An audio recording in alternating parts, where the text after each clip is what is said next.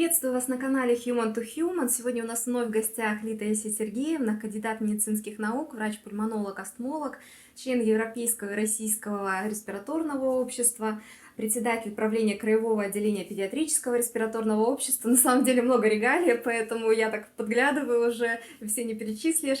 Но сегодня мы разбираем очень такую актуальную, интересную тему о лечении кашля, о препаратах, использующихся для лечения. Поэтому я думаю, это будет актуально вообще всем, потому что все мы иногда кашляем, особенно в зимнее время. Сейчас и осенью тоже часто бывают ОРВИ и простуды, Да. поэтому как раз, я думаю, будет всем интересно. Ну и, пожалуй, начнем с типичной такой ситуации, когда кашляешь, простыл, приходишь в аптеке тебе обычно какой-нибудь, знаете, амброксольчик там дают, АЦЦ.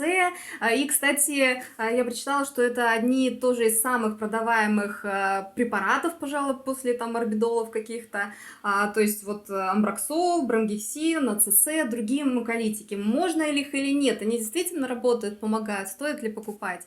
Чтобы грамотно выбрать лекарственный препарат для лечения кашля, нужно понимать, что кашель бывает сухой и бывает влажный. Если кашель сухой, вот то, что вы перечислили, ни в коем случае назначать нельзя. Потому что при сухом кашле, если он раздражает, то мы назначаем препараты, которые блокируют как бы кашель. А если кашель влажный, тогда да, нужно помочь ребенку или взрослому.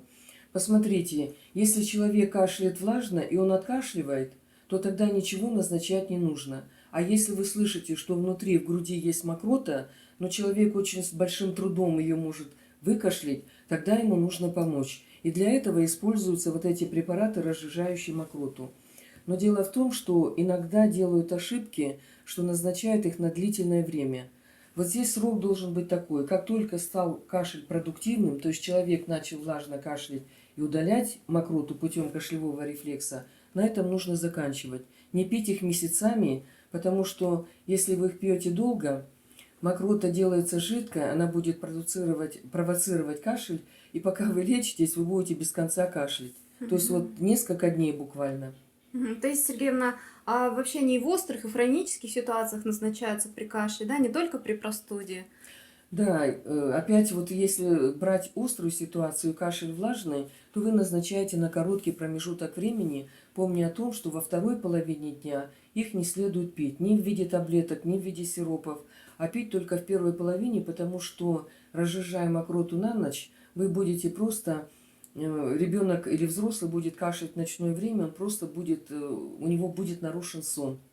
То есть, я так понимаю, мокроты становится много, она просто Да, закупоривает вот она эти... остается в легких, бронхах, и поэтому утром ему будет очень тяжело, и он даже ночью может просыпаться, и из-за этого нарушается сон. При хроническом кашле на фоне хронической бронхолегочной патологии, конечно, там муколитики, вот эти разжижающие мокроту, принимаются длительно.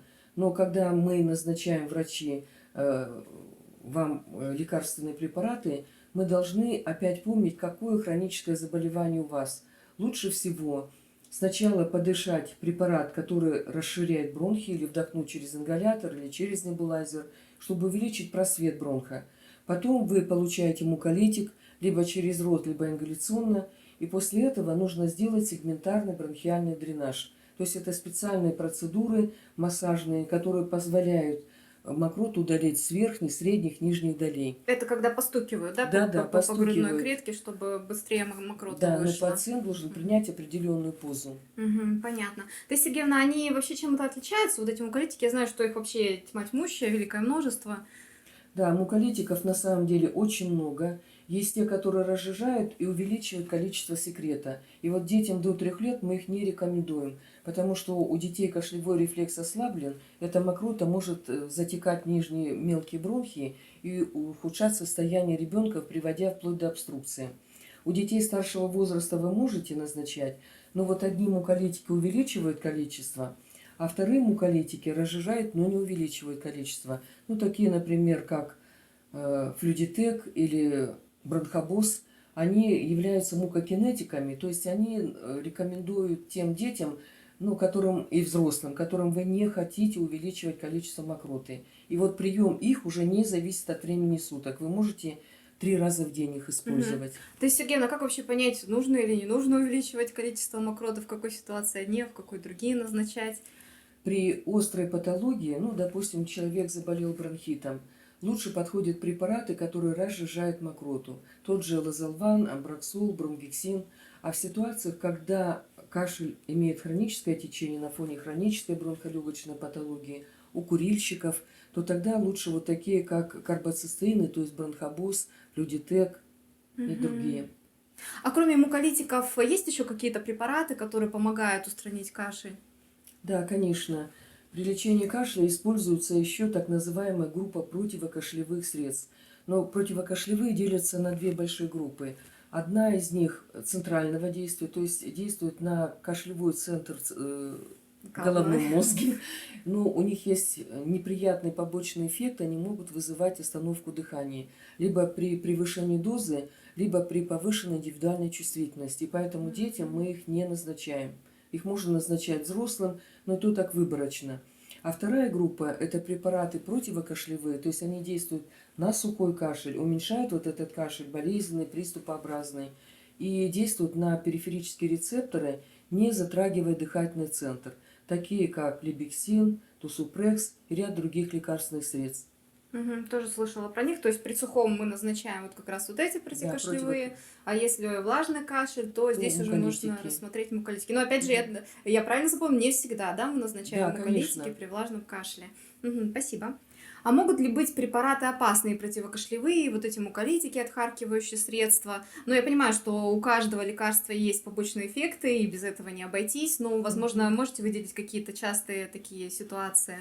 Начнем с того, что кашель – это защитная функция организма. Путем кашля удаляется и избыток слизи, и все инородные частицы, которые попали извне. Поэтому подавлять кашлевой рефлекс нельзя ни в коем случае. Единственное, противокашлевые препараты центрального действия рекомендуются при коклюшной инфекции. То есть мы блокируем кашель, чтобы ребенок хотя бы мог спать. Но иногда мы назначаем не центрального действия, а именно периферического действия. А вот в чем опасность препаратов, которые разжижают мокроту? Здесь, наверное, имеет смысл сказать о детях до 3-летнего возраста. В силу анатомических особенностей им не рекомендовано назначать муколитики, то есть детям до 3 лет, потому что и так у них избыточная секреция при любом воспалительном процессе. И назначая муколитики, при острой бронхолегочной патологии мы иногда провоцируем ухудшение состояния. Что касается таких хронических заболеваний, как астма, конечно, здесь муколитики не играют никакой роли. При астме мы должны использовать совершенно другие препараты, то есть те, которые снимают бронхоспазм и устраняют воспаление, те же гормональные. А муколитики здесь не должны назначаться. Спасибо, Таисия Сергеевна. Я лично очень много интересного для себя узнала, так что теперь буду более грамотно подходить к лечению простуды кашля. Друзья, если у вас какие-то остались вопросы к Таисии Сергеевне, пожалуйста, задавайте их в комментариях. И, друзья, недавно Таисия Сергеевна запустила новые очень полезные проекты. Это школа для тех, кто страдает бронхиальной астмой. Прежде всего, речь о детской бронхиальной астме. И если вы или кто-то из вашей семьи столкнулся с таким диагнозом, то рекомендую, потому что там вы найдете очень много полезной информации и действительно практических рекомендаций, которые вы сможете сразу применить и вообще понять, какие ошибки, может быть, совершаете в лечении, и как взять астму под контроль, то есть чтобы не было никаких ни обострений, ни приступов. Это вполне реально. Так что в описании я вам оставлю ссылочку и подписывайтесь на наш канал. До новых встреч!